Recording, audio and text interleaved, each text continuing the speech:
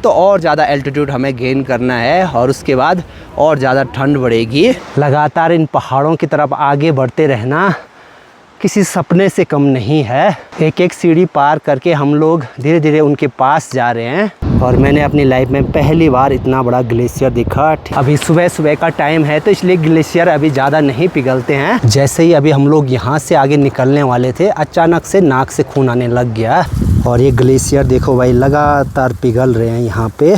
और ऐसी जगह जितनी जल्दी हो सके उतनी जल्दी जाना होगा। नहीं नहीं, अरे नहीं, यहाँ गहरा है भाई। इन बर्फ़ के किनारे देखो भाई इतनी बड़ी बड़ी दरारें हैं। पूरी नदी ही देखो भाई ग्लेशियर के नीचे समा रही है। तो ऐसे में यहाँ पर पूरे अच्छे ढंग से पैक होना ज़रूरी है। सुबह के 6:30 बजे आज के दिन की शुरुआत भी हो गई है इन खूबसूरत पहाड़ों से। ऊंचे ऊंचे पहाड़ों पे देखो भाई खूब सारी बर्फ़ और उन पे धूप की पहली किरण आ गई है। और ठीक सामने ये ऊपर जो बड़ी सी पहाड़ी दिखाई दे रही है ये है नीलकंठ पर्वत। अब पता नहीं कल रात को ऐसा क्या ही हुआ, हमें टेंट में बिल्कुल भी नींद नहीं आई। 7 बजे सोने के लिए चले गए थे टेंट में और रात को 12:30-1 बजे तक किसी को भी नींद नहीं आई। तो ये शायद ऑक्सीजन की कमी से भी हो सकता है यहाँ पे, क्योंकि यहाँ आसपास देखो बिल्कुल भी पेड़ पौधे नहीं हैं, एकदम रूखे सूखे पहाड़ हैं।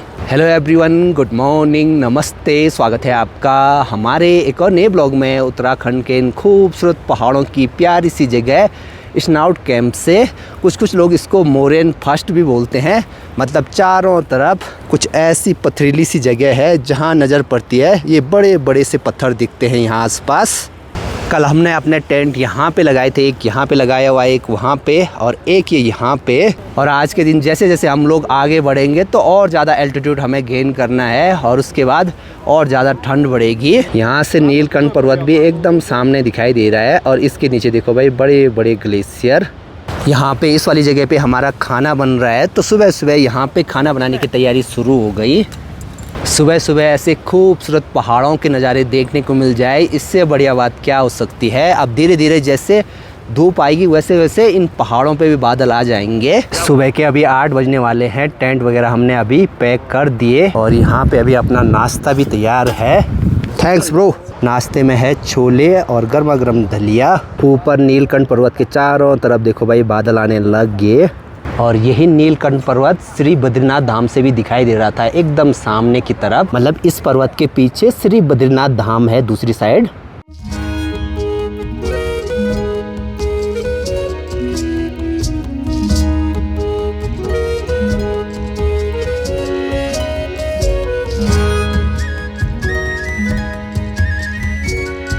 सामान वगैरह अभी तो सब पैक हो गया है। आज हमें यहाँ से बहुत दूर तक जाना है, लंबा ट्रैक होने वाला है। इससे आगे जो बेस कैंप है वहाँ से भी आगे, क्योंकि वहाँ पर थोड़ा सा पत्थर गिरने का खतरा है तो उस वाले बेस पॉइंट पे आज नहीं जाएंगे, वहाँ से सीधे आगे निकलेंगे। सबका सामान तो अभी पैक हो गया और ठीक सामने इस वाली जगह से होके सामने जो ये बर्फीले पहाड़ है उधर साइड निकलना है आज। 8:15 बजे के आसपास पनपतिया कॉल ट्रैक के चौथे दिन का ट्रैक भी शुरू होता है हमारा। यहाँ मोरेन फर्स्ट यानी स्नाउट कैंप से आगे की तरफ निकल पड़े हैं जी सामने उन बर्फीले पहाड़ों की तरफ। जैसे जैसे आज आगे बढ़ रहे हैं थोड़ा सा सांस भी फूल रही है क्योंकि यहाँ पे ऑक्सीजन की थोड़ा बहुत कमी है। कल हम लोग इन पहाड़ों में यहाँ ऊपर गए थे और वहाँ पे हमें एक ताल देखने को मिला, बड़ा अच्छा लगा भाई। उतनी दूर गए और ताल दिखा।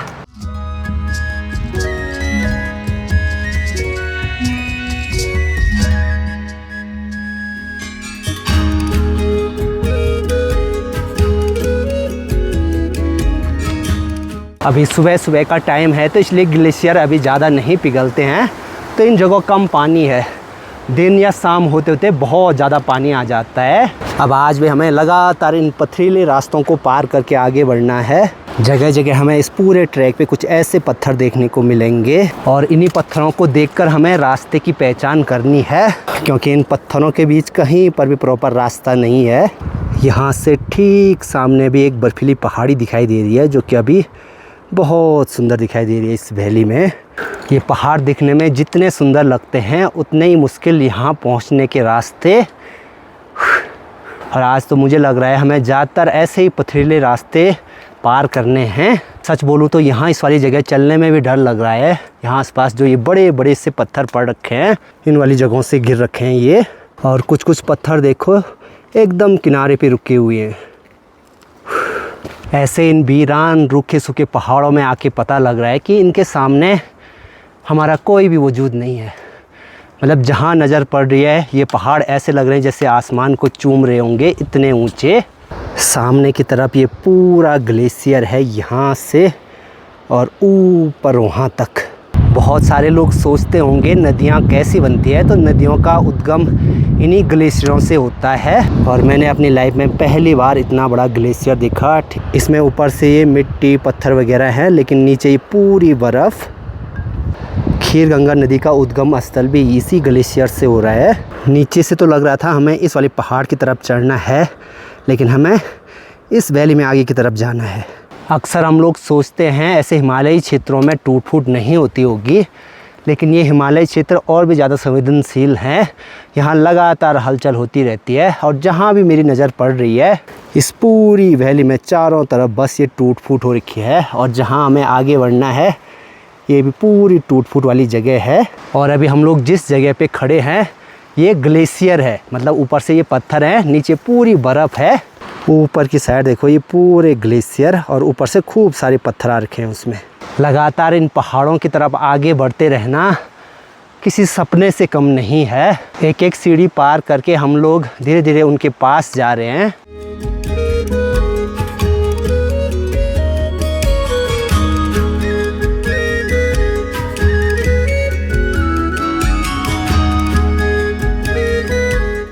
सामने बर्फ़ के ऊपर देखो ऐसा लग रहा है जैसे कोई खड़ा होगा एकदम टॉप में।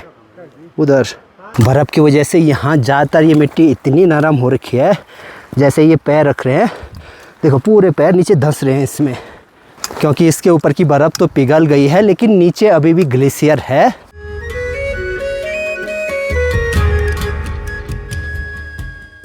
ऋतिक का अभी ये वाला माइक खो गया, तो उसको ढूंढने के लिए यहाँ पीछे की साइड आए हैं। सभी लोग लगे हैं भाई यहाँ ढूंढने पे। ऐसे पथरीली जगह अब मिलना मुश्किल ही लग रहा है।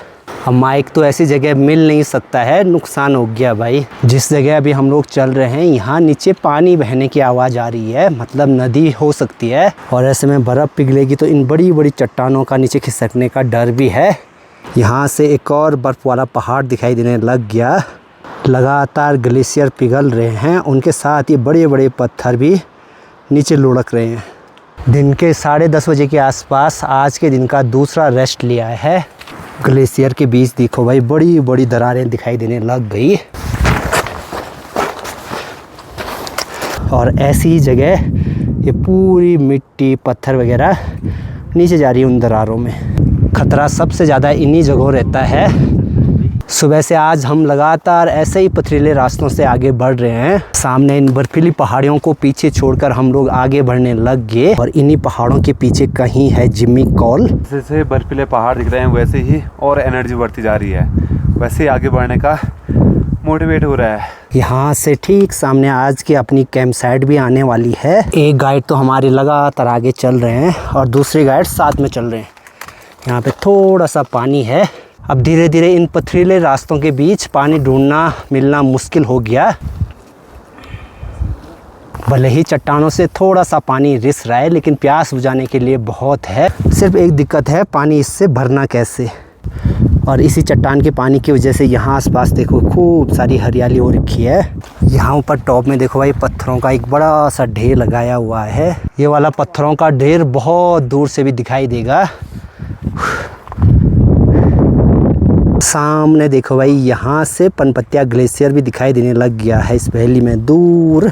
घर से जो पहाड़ दिखने में एकदम दूर से लग रहे थे, आज यहाँ से देखो भाई एकदम सामने नज़र आ रहे हैं। और जैसे जैसे आगे बढ़ेंगे वैसे वैसे वो पहाड़ एकदम सामने होंगे हमारे। चलो जी अब यहाँ से बढ़ते हैं सामने बर्फीले पहाड़ों की तरफ। वैसे अभी आज की अपनी जो कैंप साइट है मोरेन कैंप सेकेंड, वहाँ पर पहुँच गए। लेकिन इधर साइड देखो भाई कहीं भी कैंप अच्छे ढंग से लगाने के लिए नहीं है। साथ में ऊपर से पत्थरों का भी डर है।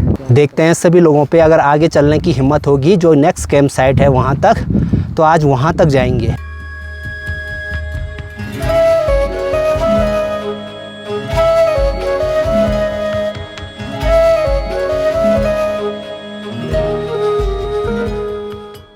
के अभी 12:30 हो रहे हैं। यहाँ पर एक बार कुछ खाते हैं, उसके बाद निकलते हैं यहाँ से भी आगे के लिए। एक रोटी, अचार और साथ में एक आधा कटा हुआ सेब। सब ने एक एक चॉकलेट आगे रास्ते के लिए रखी है। साथ में लगातार ऊपर पहाड़ों से देखो भाई मौसम ख़राब होने लग गया। यहाँ पर हम लोगों ने दोपहर का खाना बनाना किया था। जैसे ही अभी हम लोग यहाँ से आगे निकलने वाले थे, अचानक से नाक से खून आने लग गया। एक बार सुबह भी आया था, अभी भी आ गया, और ऐसा कई बार मेरा घर में भी आया है नाक से खून। अगर यहाँ ऊपर से ये पत्थर गिरने का डर नहीं रहता तो इस वाली जगह पे हमने अपने कैंप लगाने थे। ये वाली जगह है मोरिन कैंप 2।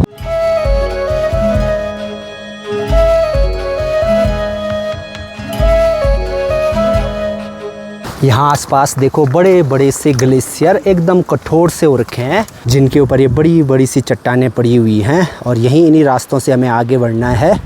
और ये ग्लेशियर देखो भाई लगातार पिघल रहे हैं यहाँ पे, और ऐसी जगह जितनी जल्दी हो सके उतनी जल्दी जाना होगा।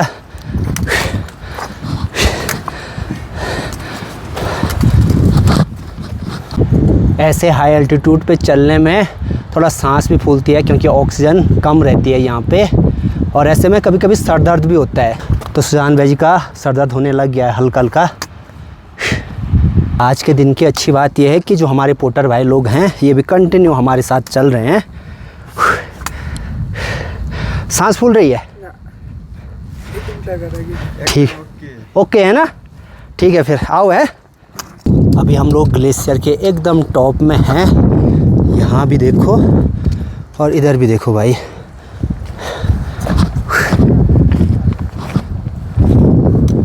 हाँ, थोड़ा भी अगर धक्का लग गया ना, या तो इधर साइड गिरेंगे या सीधे इधर साइड। और हमारे गाइड भाई लगे हैं भाई। ये ग्लेशियर लगातार पिघल रहे हैं, और हम ऐसी जगह पे पहुँचे जहाँ पे एकदम संकरा सा रास्ता। इसीलिए कहते हैं भाई एक अच्छा गाइड होना ऐसे ट्रैक के लिए बहुत ज़रूरी है। वहाँ पर पूरी बर्फ़ काट कर तब जाकर पाँव टिकाने के लिए जगह बनाई। मुझे लगता है ये तो पत्थर से भी मजबूत हो रखी है। एक ग्लेशियर पार कर रहे हैं, सामने दूसरा ग्लेशियर नज़र आ रहा है, और ऐसे में रास्ता ढूंढना बड़ा मुश्किल हो रहा है भाई। उधर पीछे मत जाना ज़्यादा है, आराम से, बड़ा मुश्किल था भाई। आराम से, पैर मत मोड़ना। देखो पूरा ग्लेशियर, और नीचे से ये पानी आ रहा है। देखो भाई कैसे पिघल रहे हैं ग्लेशियर, और नीचे खूब सारा पानी। इस ट्रैक पे हम पूरे 12 लोगों की टीम है। सबका सुरक्षित पहुंचना बहुत ज़रूरी है, खासकर ऐसे ग्लेशियर वाली जगह पे। अभी तो बस ये शुरुआत हुई है, आगे आगे और भयंकर वाले ग्लेशियर मिलेंगे।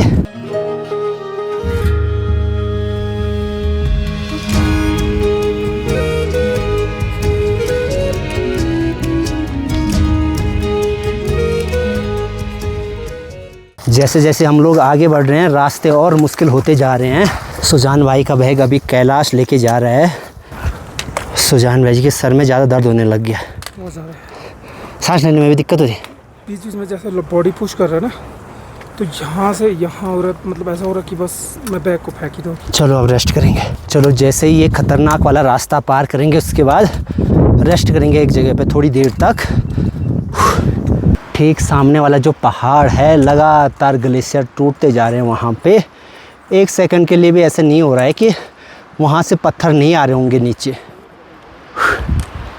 अब यहाँ आगे तो अभी पानी का पता नहीं, यहाँ पे थोड़ा सा पानी दिख गया। ये आराम से दाई, बाप रे बाप, नीचे है ग्लेशियरों के बीच दरार। हाँ, चारों तरफ जहाँ भी नज़र पड़ रही है बस ग्लेशियर दिखाई दे रहा है, और ग्लेशियर के बीच से बहने वाले पानी की आवाज़ सुनाई दे रही है। इस वाली जगह से हमें आगे बढ़ना है। अब ग्लेशियर के बीच से खूब सारा पानी जा रहा है नीचे। ये देखो भाई बर्फ़ इतनी सख्त है, ये अगर मैं ये स्टिक नीचे भी मार रहा हूँ तब जाकर थोड़े थोड़े टुकड़े निकल रहे हैं। आज तो हमने बहुत ज़्यादा कवर किया। बीच में एक और कैंप साइट थी, वहाँ पर ख़तरा था, तो इसलिए सभी लोग आगे बढ़ गए। पर फाइनली मंजिल के नज़दीक पहुँच रहे हैं। 2:45 बजे के आसपास सभी पहुँच गए हैं यहाँ पे। सामने जो ग्लेशियर है इसको चढ़ना है हमें ऊपर की तरफ। गाइड तो देखो भाई आगे पहुँच गए हैं रास्ता चेक करने के लिए। ऐसा बिल्कुल भी नहीं लग रहा है कि हम लोग ग्लेशियर के ऊपर होंगे, ऐसा लग रहा है किसी चट्टान के ऊपर चल रहे होंगे, इतनी सख्त हो रखी है ये जगह। यहाँ देखो ये बड़े बड़े से पत्थर आ रखे हैं, तो ये आ रखे हैं इन ऊंचे ऊंचे पहाड़ों से, तो इसलिए यहाँ पे अभी फटाफट जाना होगा। देखो जी ग्लेशियर के बीच इतनी बड़ी बड़ी दरार है। कंटिन्यू चढ़ते जा रहे हैं हम लोग, दोनों साइड से बस पानी की आवाज़ आ रही है। बहुत सालों से सपना देखा था ये वाला ट्रैक करने का, और धीरे धीरे कदम बढ़ाए और फाइनली आज मंजिल के बहुत करीब हैं। अपने गाइड को मानना पड़ेगा, पूरी टीम को यहाँ तक ले आए हैं। अब जाने में यहाँ से ऊपर ये झरने जाना है। हाँ उससे आगे थोड़ा रास्ता है, ठीक, फिर वहाँ से तो कैंप साइट है वहाँ। ठीक सामने ऊपर वहाँ तक जाना है अभी हमें। पीछे पोर्टर भाइयों को भी बोलना पड़ेगा कहाँ पे यहाँ पे दरारें हैं। नीचे नीचे थोड़ा नीचे जाओ, छलांग मत लगाना। नहीं नहीं, अरे नहीं, यहाँ गहरा है भाई। भले ही हम 5 ट्रैकर दोस्तों का सपना था इस वाले ट्रैक को करने का, लेकिन अगर साथ में ये पोर्टर भाई नहीं होते तो ये सपना जो हमारा है वो पूरा नहीं होता। और इसमें सबसे बड़ा रोल है हमारी गाइड भाई का। इन बर्फ़ के बीच कुछ ऐसी दरारें हैं, देखो भाई पूरी छड़ी डूब रही है। ऊपर ग्लेशियरों से देखो भाई एक नदी आ रही है, बड़ी ही खतरनाक मटमैला सा पानी है उसमें। इन बर्फ़ के किनारे देखो भाई इतनी बड़ी बड़ी दरारें हैं, और यहाँ से अब सामने इसी वाले पहाड़ को हमें ऊपर चढ़ना है। पूरी नदी ही देखो भाई ग्लेशियर के नीचे समा रही है। अभी यहाँ से नीचे जाना पड़ेगा सुजान भाई को लेने के लिए। सुजान भाई का बैग अभी चढ़ाई पे दीपक भाई लेके आ गया। नीचे से देखने में तो आसान लग रहा था, लेकिन चढ़ते चढ़ते हालत ख़राब हो रही है भाई सबकी। इस वाले ट्रैक पे सबसे बड़ी गलती ये हुई कि हमने ऑक्सीजन सिलेंडर नहीं रखा। दुकान से तो ख़रीद लिया था लेकिन रखना भूल गए। सभी लोग तो अभी आगे चले गए हैं, वो तब तक कैंप लगाएंगे। मैं, कैलाश, ऋतिक, सुजान भाई के साथ हैं, आराम से चलेंगे भाई। अच्छी बात यह है कि अभी सुजान भाई जी चल रहे हैं और साथ में अपना बैग भी लेकर जा रहे हैं। थोड़ा सा सामान कम किया उसमें से, और अभी हम लोगों ने सोचा है कि हम लोग आराम से ऊपर पहाड़ी पे चढ़ते जाएंगे। इससे धीरे धीरे इस वाले माहौल में हम लोग ढलते जाएंगे, खासकर सुजान भाई जी। फाइनली आज के अपनी कैंप साइट पे पहुंच गए। सुबह 8:15 बजे के आसपास हमने ट्रैक शुरू किया था और यहाँ इस वाली जगह पे पहुँचे 4:30 बजे के आसपास। वैसे ट्रैक का एक नियम होता है, दिन में 1-2 बजे के आसपास जिस भी जगह पे पहुँचते हैं वहीं पर टेंट लगाते हैं, क्योंकि पहाड़ों का कोई भरोसा नहीं, कभी भी ख़राब हो सकता है मौसम। वो तो हमारी किस्मत सही है, जब से ट्रैक पे निकले हैं मौसम ने साथ दिया। और अभी इससे भी आगे जाना था हमें, जहाँ आज रात को रुकना था, लेकिन सुजान भाई की तबीयत सही नहीं है तो आज यहीं पे रुकेंगे, क्योंकि हो सकता है ऊपर तबीयत ख़राब हो जाए। तो फटाफट इस सारी जगह पे आप टेंट लगाते हैं। ये से पहले भी लगाई हो टेंट? यो बार अच्छी बात यह है कि इससे पहले भी गाइड साहब ने यहाँ पे एक बार टेंट लगाया है, इसीलिए यहाँ पे ये घेराबाड़ी कर रखी है। और अच्छी बात यह है कि आसपास से ऐसे पत्थर गिरने का ज़्यादा डर भी नहीं। सुजान भाई हो गए पूरा पैक। नीचे जो ग्लेशियर है वहाँ से आसान लग रही थी ये वाली चढ़ाई। वैसे आज यहाँ से भी शायद ऊपर वहाँ जाऊँ, बादल लगे उसके आसपास जाना था, और तो चीज़ तो नहीं है इसमें। चलो कैंप साइट पे बस पहुँचने वाले हैं, टेंट पीछे रह गए थे। अब यहाँ इस वाली जगह पे बहुत ठंडी ठंडी बर्फीली हवा चल रही है, तो ऐसे में यहाँ पर पूरे अच्छे ढंग से पैक होना ज़रूरी है। चलो अब फटाफट एक बार टेंट लगा देते हैं यहाँ पे। चलो जी, यहाँ पे बनेगा हमारा खाना, और सबसे पहले यहाँ पे बन गया सूप। सूप ही एक ऐसी चीज़ है जो ऐसे ठंडे माहौल में बॉडी को एकदम गर्म बनाए रखेगा। ये यहाँ पे एक टेंट लग गया, दूसरा यहाँ पे, तीसरा वो वहाँ पे। साथ में आगे भाई अभी पॉपकॉर्न। खाने पीने की चीज़ों में कोई भी कमी नहीं कर रखी है हमने, जो भी राशन जरूरी होता है सब रखा है। चलो जी, रात का खाना भी बनकर तैयार है, दाल चावल और पापड़। ठंड बहुत ज़्यादा है दादा, कलमदा, ठंड बहुत।